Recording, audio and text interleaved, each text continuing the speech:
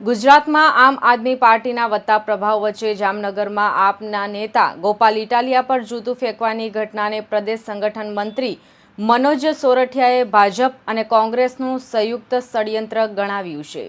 તેમણે આ ઘટના પર ગંભીર આક્ષેપો કર્યા હતા અને ગુજરાતમાં આપને રોકવાના સતત પ્રયાસો થઈ રહ્યા હોવાનું જણાવ્યું હતું। મનોજ સોરઠિયાએ જણાવ્યું હતું કે જામનગરમાં કોંગ્રેસના 3 કોર્પોરેટર તાજેતરમાં આપમાં જોડાતા કોંગ્રેસ માટે અહીં કોઈ ગ્રાઉન્ડ બચ્યું નથી।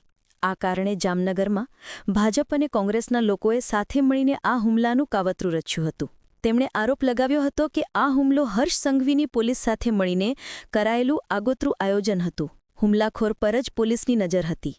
ઇશારો થતાની સાથે જ પોલીસ તાત્કાલિક હુમલાખોરની આસપાસ પહોંચી ગઈ હતી। પોલીસની ફરજ એમએલએની સુરક્ષાની હોય છે, પરંતુ અહીં ઉલટું જોવા મળ્યું। એક પણ પોલીસ કર્મચારીએ ગોપાલ ઇટાલિયાને કેટલું લાગ્યું તે પૂછ્યું નહીં। મનોજ સોરઠિયાએ દાવો કર્યો કે ગુજરાતમાં આપ આગળ વધી રહી છે, જેના કારણે બંને પાર્ટીઓના પેટમાં તેલ રેડાયું છે। તેમણે નર્મદા, ભરૂચ, ગોંડલ સહિત અનેક જગ્યાઓ પર આપના કાર્યકર્તાઓ પર હુમલાઓ થતા હોવાનો ઉલ્લેખ કર્યો। તેમણે ભારપૂર્વક જણાવ્યું કે આ ઘટનાને જનતા સામાન્ય ઘટના તરીકે ગણતી નથી અને આપ આ બાબતે સતત સંઘર્ષ કરશે। હુમલાઓને આપ આભૂષણ સમજીને સ્વીકારશે તેમ તેમણે જણાવ્યું હતું।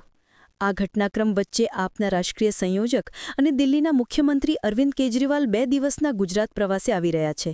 તેઓ આવતીકાલે સાંજે રાજકોટ એરપોર્ટ પર આવશે અને 2 દિવસ રાજકોટમાં જ રોકાશે। આ પ્રવાસ દરમિયાન જામનગરની ઘટના બાબતે રણનીતિ તૈયાર કરવામાં આવશે। સાથે જ બીએલઓની વેદના અને આપઘાત કરનાર ખેડૂત તેમજ હદદળમાં છૂટેલા ખેડૂતોના સન્માનનો કાર્યક્રમ પણ યોજવામાં આવશે। સોરઠિયાએ સ્પષ્ટતા કરી કે ગોપાલ ઇટાલિયા પર ભ્રષ્ટાચારનો એક પણ આરોપ નથી। જ્યારે તેમણે અગાઉ ગૃહમંત્રી પર જૂતું ફેંક્યું હતું ત્યારે તેઓ ગુજરાતની સિસ્ટમ અને પરિસ્થિતિથી નારાજ હતા અને લોકોના હિતની વાત કરવાના હતા। આપ અને કોંગ્રેસના ગઠબંધન પરના સવાલ પર મનોજ સોરઠિયાએ સ્પષ્ટ કર્યું કે રાષ્ટ્રીય રાજનીતિમાં ઇન્ડિયા ગઠબંધન હેઠળ એક સમય સાથે હતા, પણ હવે આપ ઇન્ડિયા અલાયન્સ સાથે નથી। તેમણે કહ્યું કે આજે આપ કોંગ્રેસ કરતાં આગળ વધીને લોકોની પસંદગી બની છે, જેના કારણે કોંગ્રેસને પોતાના અસ્તિત્વનું જોખમ લાગી રહ્યું છે। ગઈકાલે જામનગરમાં આમ આદમી પાર્ટીના ધારાસભ્ય ભાઈ ગોપાલભાઈ ઇટાલિયા ઉપર એક કોંગ્રેસના કાર્યકર્તાએ જૂતું ફેંક્યું છે। આમ જોવા જઈએ તો ગુજરાતની અંદર આમ આદમી પાર્ટી એક એવી પાર્ટી છે જે લોકોનો અવાજ ઉપાડી રહી છે અને એ જે રીતે આગળ વધી રહી છે, લોકોનો પ્રેમ મળી રહ્યો છે। ભાજપ અને કોંગ્રેસ બંનેના પેટમાં તેલ રેડાયું છે અને એટલા માટે ગઈકાલે જે ઘટના ઘટી એ આખું ષડયંત્ર હતું।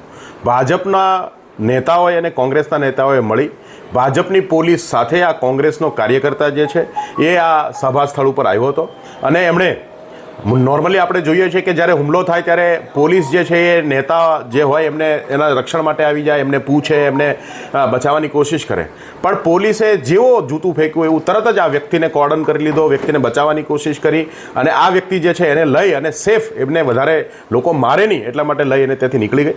એનો મતલબ છે કે આખી ઘટના પોલીસને ખબર હતી, પોલીસને એડવાન્સમાં જાણ હતી કે આવી કોઈ ઘટના ઘટવાની છે અને આ જે આખી ઘટના છે એની અંદર સૌથી મોટી જે તકલીફ છે એ ભાજપ અને કોંગ્રેસ બંનેને થઈ છે, એટલે એનું પરિણામ છે। ગોપાલભાઈએ ફરિયાદ કરી ના પાડી છે, આ બાબતે શું કહેવું? સ્વાભાવિક છે કે ભાઈ આવી તમામ ઘટનાની અંદર જેના પર હુમલો થયો એણે ફરિયાદ કરવાની ના હોય, એ ફરિયાદ કરવાનું કામ પોલીસનું છે। એ ફરિયાદ કરવાની જવાબદારી, કાયદો અને રક્ષણ કરવાની જવાબદારી સરકારની છે।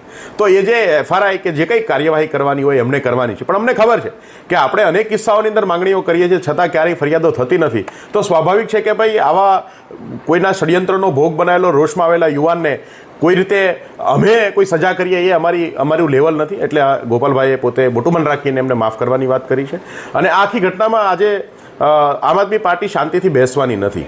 આ તમામ ઘટનાની અંદર આમ આદમી પાર્ટી અગ્રેસિવ થઈ અને ગુજરાતના લોકો સુધી આ વાત લઈ જશે। આવતીકાલે માનનીય અરવિંદ કેજરીવાલજી ગુજરાત આવવાના છે, 2 દિવસના પ્રવાસે આવશે અને આખી ઘટનાની અંદર અરવિંદ કેજરીવાલજી પોતે પણ કાર્યકર્તાઓને, નેતાઓને મળશે અને આગળની જે રણનીતિ છે એના પર વાત કરશે। ગુજરાતમાં ખેડૂતોની આત્મહત્યાઓ વધી રહી છે ત્યારે ખેડૂતો જે પરિવારો જે છે એમની સાથે રહેવા માટે, એમની સાથે સહાનુભૂતિ માટે અને હિંમત આપવા માટે અરવિંદજી ખેડૂત જેમની આત્મહત્યા થઈ છે એ પરિવારની મુલાકાતે પણ જવાના છે અને સાથે સાથે જે હળદરની અંદર હળદર કેસમાં જે યુવાનો ખેડૂતો જેલમાં ગયા હતા એમના પરિવારોને અને એમને પણ મળવા માટેનો અને એમના સન્માનનો એક કાર્યક્રમ પણ અમે સાથે ગોઠવવાના છે। Bureau report, LK star news, Surat.